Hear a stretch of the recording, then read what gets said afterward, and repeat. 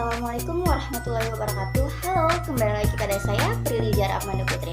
Nah, kali ini saya akan membuat video testimoni kepada masyarakat tentang pembelajaran selama COVID-19. Nah, saya akan mewawancarai 5 orang ibu yang mempunyai anak yang duduk di bangku sekolah dasar. Oke, langsung saja kita saksikan videonya. Kenalkan, nama saya Friska, nama anak saya Rika, kelas 4 SD, berumur 10 tahun, sekolah di Metodis 2 Medan. Kita lanjut ya Bu. Pertanyaan yang pertama, apakah pembelajaran daring menurut Ibu adalah solusi yang efektif bagi pembelajaran anak? Melihat kondisi sekarang ini, saya rasa sudah efektif karena pandemi sekarang kan memberikan juga tatap langsung. Saya rasa sudah efektif.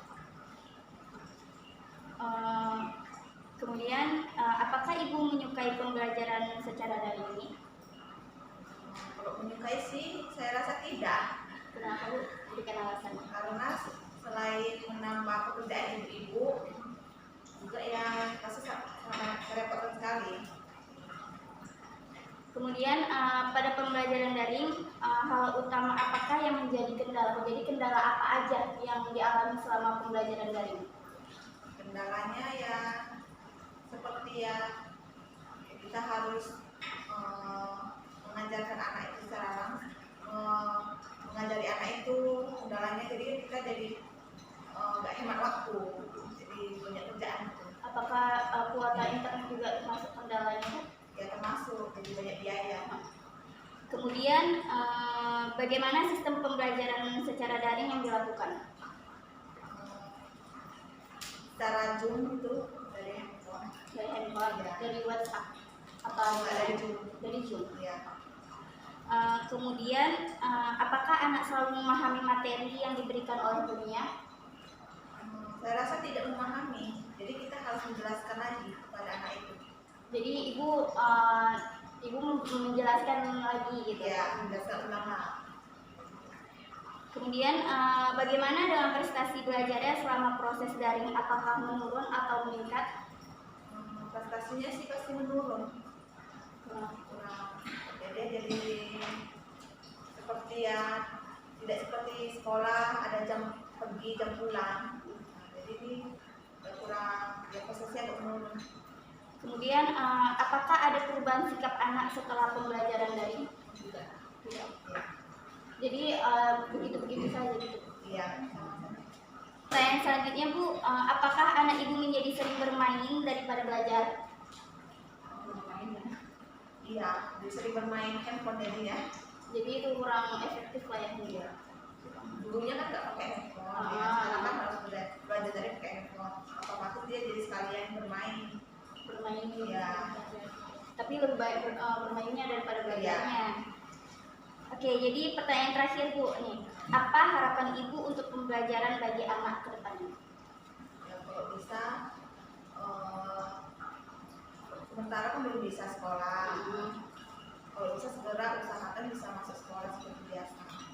Ya. Jadi lebih efektif belajarnya, secara langsung bisa belajar ya, jadi dia bisa memahami semua pelajarannya. Ya. Nama saya Rahayu, nama saya Faisal Jasaputra, kelas 4 SD Negeri 7 Seaku, Dimas Mentara. Oke, kita langsung aja ya. Pertanyaan yang pertama, apakah pembelajaran daring menurut Ibu adalah solusi yang efektif bagi pembelajaran anak? Kalau dibilang efektif, tidak efektif. Tapi kalau dibilang nggak efektif, ya anak-anak harus tetap belajar. Jadi ada sisi bagusnya, ada sisi nggak bagusnya gitu. Sisi nggak bagusnya yaitu Anak-anak satu paket, Iya. biaya tambah. Anak-anak lebih banyak main, nggak fokus dengan belajarnya. Gitu. Kemudian apakah Ibu menyukai pembelajaran secara daring? Jujurnya sih tidak, karena sebagian orang yang seperti saya bekerja, anak-anak kurang terkontrol. Iya. Kalau bagi orang tua yang tidak bekerja, mereka akan kerepotan karena bukan satu anak aja yang diurus gitu kan. Banyak kerjaan yang harus diselesaikan gitu. Jadi waktu itu tidak efektif gitu.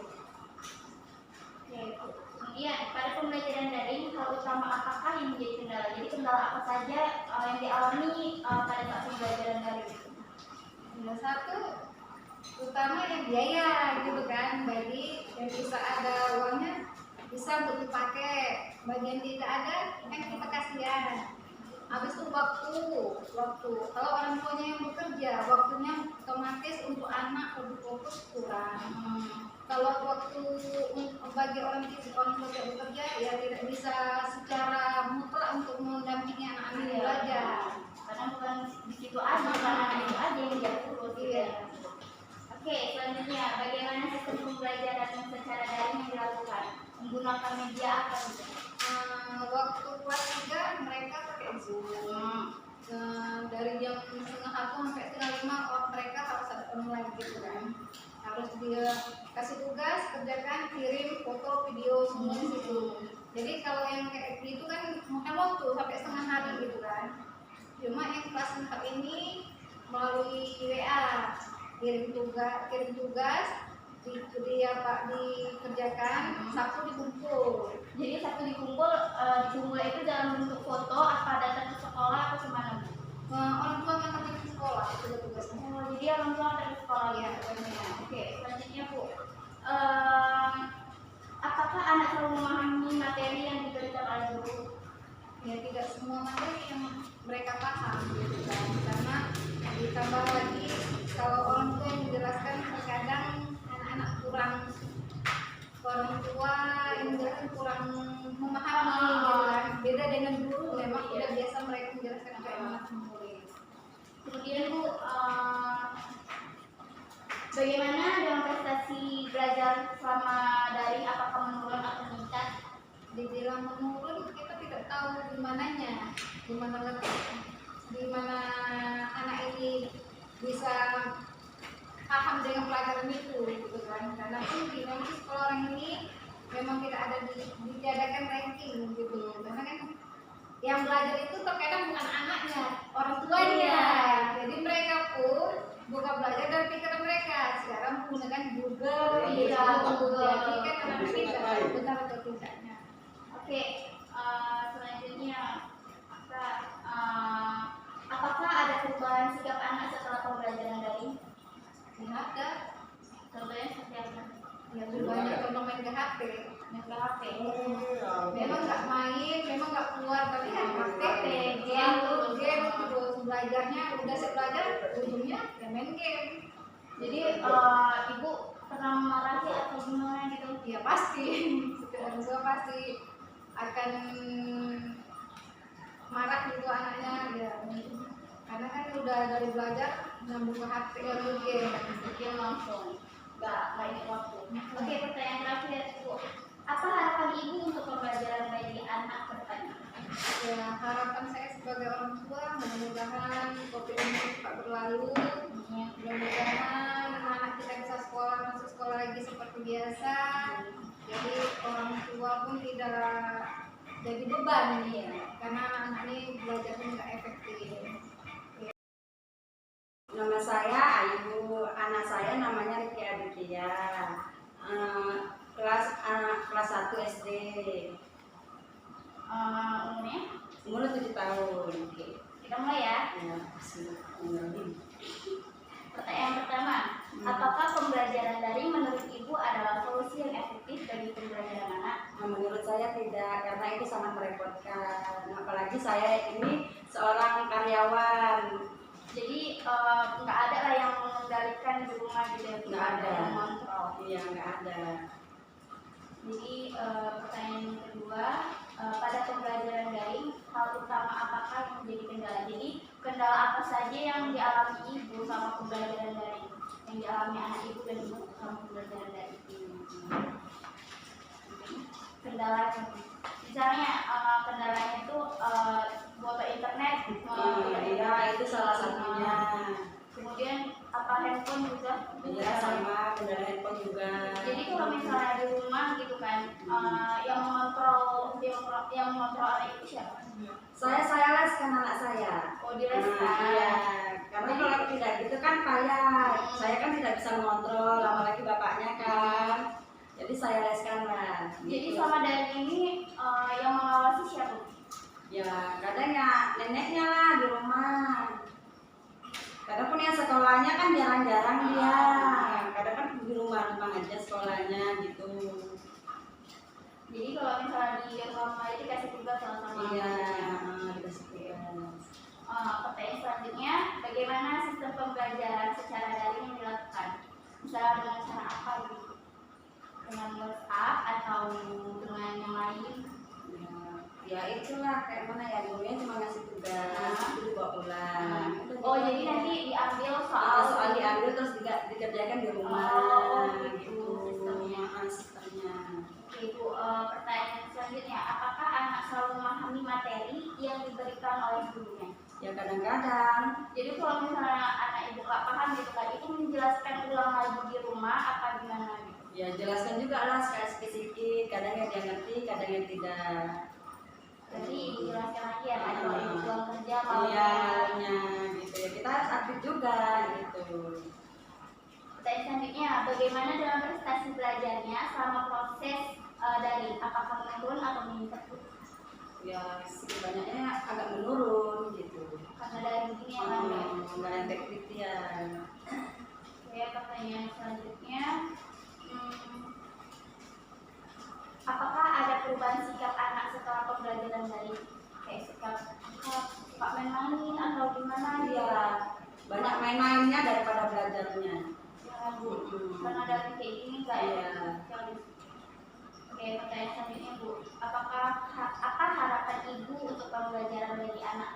Harapan Ibu? Ya harapannya ya supaya cepat sekolah, supaya aktif sekolahnya gitu. Biar supaya nggak banyak mainnya. Biar supaya juga anak itu bisa langsung paham dengan Iya. materi belajarnya. Nama saya Sujasi, nama saya Alfiansa, ya kelas 6 SD. Menurut Ibu, apakah pembelajaran daring solusi yang efektif bagi pembelajaran mereka? Solusinya? Sangat efektif enggak menurut Ibu? Enggak, Kenapa? karena rasa nggak puas ya kan. Dari on apa? Dari WA aja. Ini apa? Halaman sekian. Iya. Nanti cuma datang ngumpul, nggak diterangkan cara-caranya di mana-mana gitu. Tapi ujungnya dari WA. Jadi otaknya nggak main ya kan. Enggak jelas banget. Makanya itu kalau langsung dari guru yang terangkan kan enak ya kan. Ini nggak diterangkan. Dari HP aja. Makanya mamanya udah panik. Oke, pertanyaan selanjutnya ya, Bu, apakah Ibu menyukai pembelajaran secara daring ini? Enggak terlalu enggak. Bagus saya ya kan, langsung tatap muka sama apa guru, karena guru langsung melangkah ya kan. Karena mana dari WA gini cuma terangkan gini, nggak diajarin caranya gini, misalnya kayak matematika gini kan, jalannya dari mana? Mungkin kita dari gini langsung tempatnya kan, kalau jalannya. Kalau matematika kan harus langsung gitu ya kan, Dijelaskan gitu baru bisa paham. Ini dapatnya dari mana kan kita nggak tahu ya kan. Iya. Ini kita punya jawabannya. Kalau di WA kan langsung jawabannya. Iya, Menurut guru apa? Guru bilang gini-gini ya. jalannya dari mana pun nggak tahu.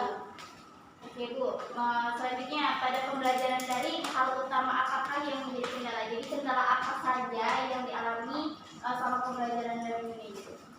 Kendalanya cuma ya. Saya nggak pakai HP ya. HP. Lainnya anaknya pun mana ya, nggak ngerti lah pokoknya. Namanya anak ya kan. Iya, anak itu harus mandi gitu. Makanya itu terpaksa orang tuanya beli HP. Nggak punya duit dipaksa-paksakan. Ini kalau misalnya kemudian bagaimana sistem pembelajaran secara daring dilakukan?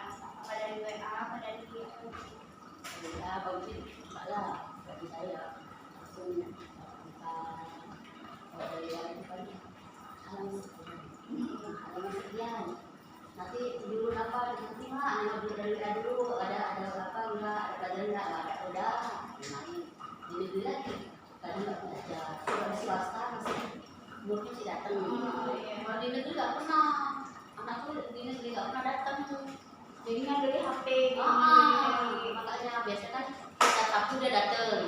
Sekarang enggak, anakku udah kelas 6. iya kelas Makanya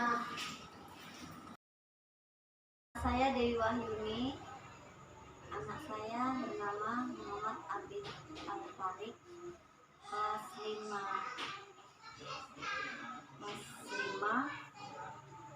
Sekolah di SD Nurul Hasanah.